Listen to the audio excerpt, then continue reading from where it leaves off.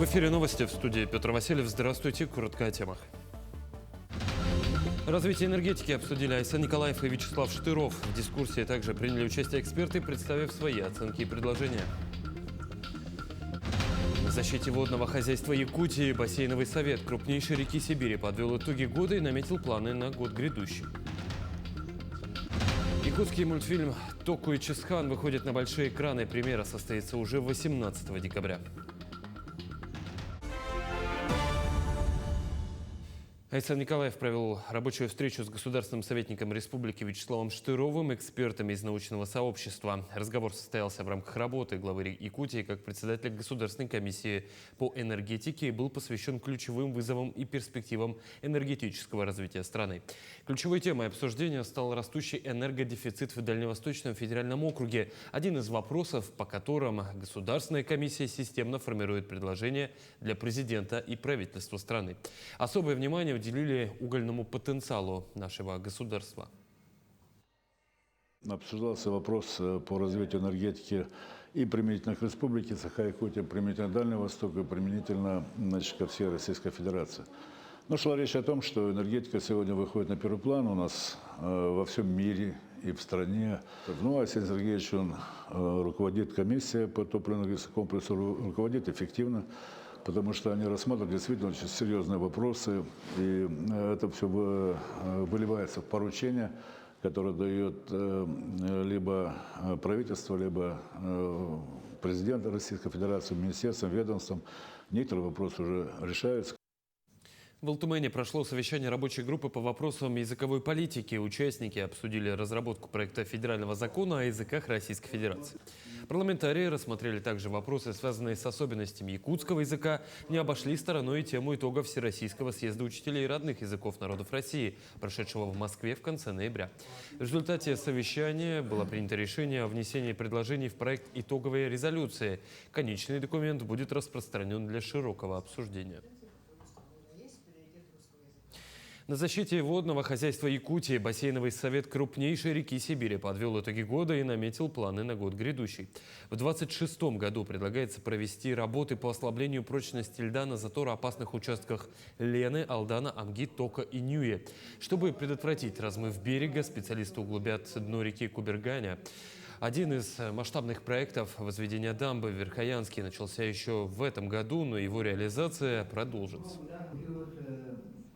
Мы завершили мегапроект в прошлом году. Это берегоукрепительная работа на реке Вилюй у села Верхневилюйск. И таким же темпом мы, не ослабляя, дальше привлекая инвестиции в Республику Саха-Якутия, больше миллиарда рублей, начали в этом году защиту города Верхоянска, инженерную защиту города Верхоянска от паводковых вод на реке Яна. Этот проект идет при поддержке Росводресурсов. Ежегодно 5 декабря отмечается Международный день волонтера. В рамках праздничной даты в Нерюнгри стартовал форум волонтеров, где представители координационного центра ведут прием населения и консультируют по вопросам, касающихся СВО. Затем эстафетную палочку волонтерского форума примут Нюрба, Майя и Якутск. Также в эти дни идет комплектование новогодних подарков, в которые входит продукция местных производителей. С 15 декабря их получат бойцы, находящиеся в очередном отпуске в Якутске. В ближайшее время начнется отправка техники, куда будут помещены адресные посылки и гуманитарная помощь от организаций.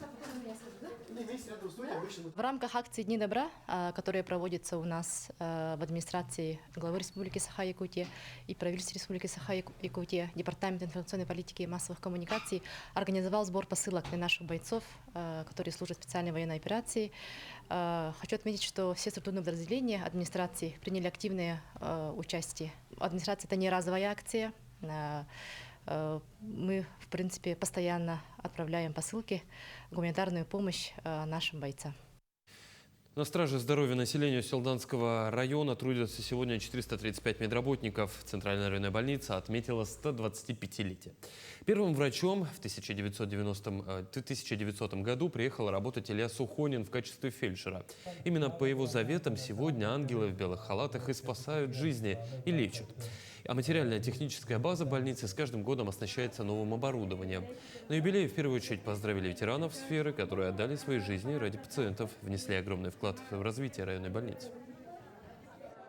По требованию, по федеральным проектам, да, по федеральному требованию служба здоровья, да, мы сейчас уже работаем на другой платформе, развиваемся и стоим на страже наших пациентов, нашего населения.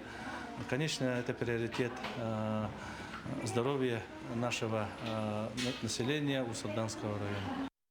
В рамках декады, приуроченной к Международному дню инвалидов, в Амге для детей и их родителей провели мероприятие «День открытых сердец». В этот день для детей провели различные мастер-классы. Состоялась выставка творческих работ, обучающихся Амгинской коррекционной школы.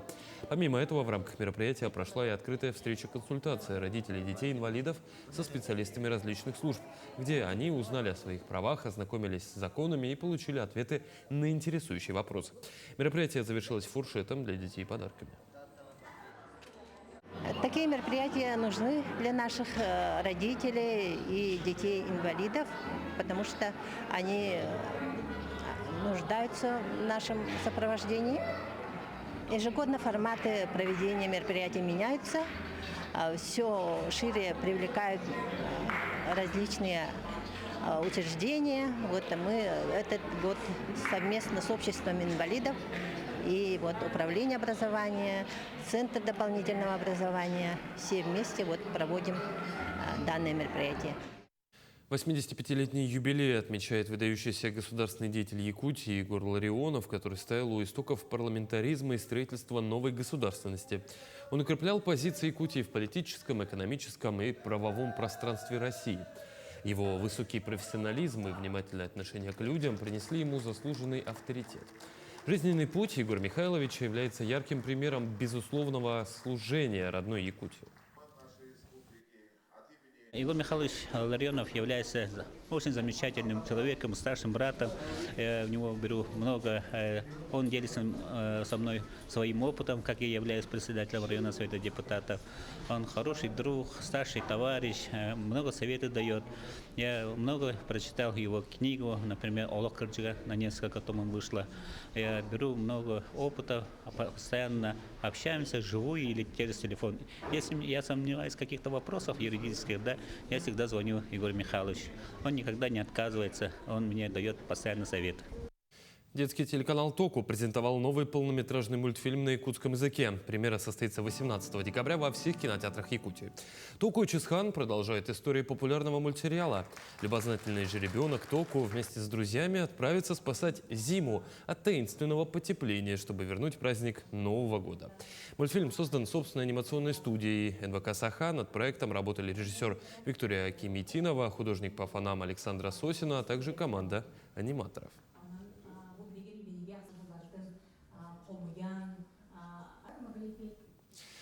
Стрелковый клуб «Берген», расположенный в Бердигестяхе горного района, является единственным спортивным объектом в республике, где ученики спортивной школы могут круглогодично заниматься стрельбой из малокалиберного оружия. Такой вид спорта, как полевая стрельба, имеет особые правила. Пулеулавливатель, нарезное оружие калибра 5,6 мм, спецхранилище оружия и патронов с разрешения Росгвардии. Перед тренировкой проводится подготовительная работа, ставятся цели, проводятся тренировки, проверяется оружие и винтовки. Затем в рамках тренировки проводится стрельба холостыми патронами. И только после этого молодые спортсмены выходят на линию огня. Работаем мы по полтора часа примерно в среднем. И полчаса вот отводится на разминку, там холостая тренировка и час на основную стрельбу. Это в среднем 40-60 выстрелов. Ну, на тренировке мы используем мишени номер 4, номер 5. Это для медленной и скоростной стрельбы из пистолета. В Словакии прошел открытый чемпионат Европы по масс-рестлингу. В городе Банска-Бистрица на помост вышли сильнейшие маджины. Чемпионат собрал масс-рестлеров из 11 стран и прошел в лучших традициях мирового масс-рестлинга по всем 17 весовым категориям. Самые яркие моменты чемпионата в сюжете Айсены Бурнашовой. Словацкий город Банска-Быстрица на несколько дней стал столицей мирового масс-рестлинга. В центр Европы прибыли масс-рестлеры из разных континентов мира. От Бразилии до Грузии, от Польши до Мексики. Môžeme si ďalej užívať zápasy a pokračovať v mass wrestlingu. So let's enjoy other fights and see more of mass wrestling. Основное противостояние ожидаемо было между спортсменами России и Кыргызстана. При этом кочевники выставили лучший состав опытных спортсменов. Капитан сборной Азамат Асанов сам в масс-рестлинге 9 лет. Я начал заниматься масс-рестлингом 2016 года, и в 2022 году только я стал чемпионом. Да? Это очень был тяжелый путь. Схватка за схваткой, и Кыргызстан занял лидирующие позиции в итоговом протоколе. Со значительным отрывом они вышли на первое командное место, завоевали 9 золотых медалей.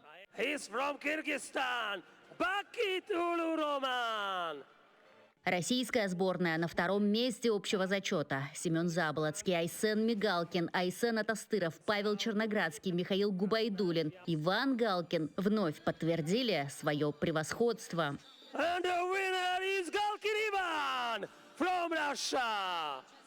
Иван Галкин, масс-рестлер из Калужской области, заслуживает отдельного внимания. Он 4 раза становился чемпионом мира в категории до 125 килограмм. А на словацкий помост вышел в новом супертяжелом весе 125+. После побед чувствую удовлетворение проделанной работы, что вся дисциплина, которая была вложена в эту подготовку, она прошла не зря. А самое приятное – это что на соревнованиях такого уровня удалось услышать гимн своей страны, что россиян встретили очень тепло.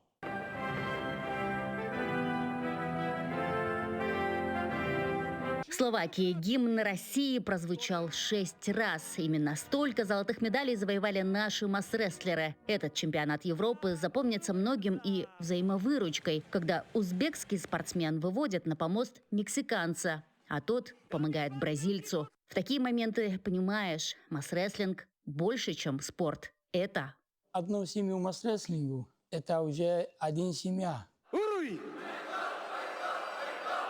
Айсена Бурнашова, Виктор Олесов. На этом все. До встречи в дальнейших эфирах.